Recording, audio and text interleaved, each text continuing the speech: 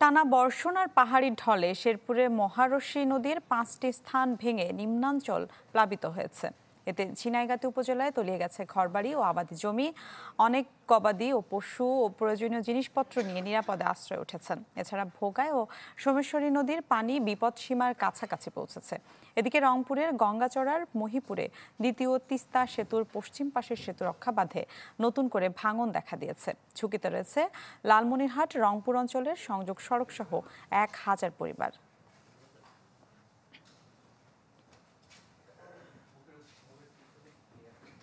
হিরন আরও mineral water মাত্র 50 পয়সায় প্রতি লিটার। দর্শক, এ নিয়ে আরো খবর জানাতে রংপুর থেকে আমাদের সাথে যুক্ত হচ্ছেন সহকর্মী ফখরুল শাহিন। ফখরুল, কি পরিস্থিতি? জনদুর্ভোগ নিশ্চয়ই বেড়েছে, একটু জানাবেন বিস্তারিত।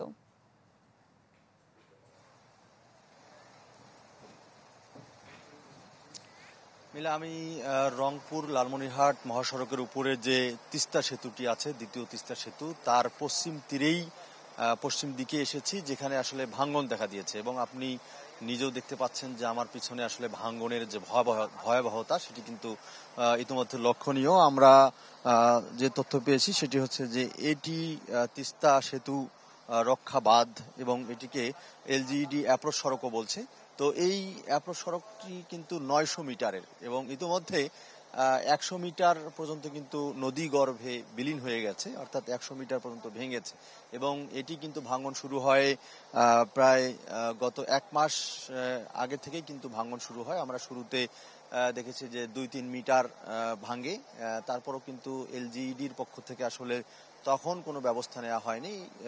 সেক্ষেত্রে কিন্তু অভিযোগও ছিল এলাকাবাসীর, তারা কিন্তু দাবি জানিয়েছিলেন যে যখনই ভাঙন দেখা দিয়েছে তখন যদি ব্যবস্থা নেওয়া হতো তাহলে কিন্তু আস্তে আস্তে এই পর্যায়ে আসতো না। এবং এইটি ভাঙনের ফলে আসলে আশেপাশের যে অঞ্চলগুলো আছে, গ্রামগুলো আছে, সেগুলোতেও কিন্তু ভাঙন ইতিমধ্যে দেখা দিয়েছে এবং আশেপাশের যে ফসলের ক্ষেত আছে, বিশেষ করে ধানের আবাদ আছে, এগুলো কিন্তু পানিতে তলিয়ে গেছে এবং এই অ্যাপ্রোচ সড়ক বা এই সেতু রক্ষা বাঁধের পাশেও আমরা কিন্তু যদি লক্ষ্য করি তাহলে কিন্তু এর পাশে কিন্তু গ্রাম রক্ষা অর্থাৎ এলাকা রক্ষা বা স্থানীয় পর্যায়ে যে ঘরবাড়িগুলো রক্ষার যে বাঁধ আছে সেখানেও কিন্তু ভাঙন দেখা দিয়েছে।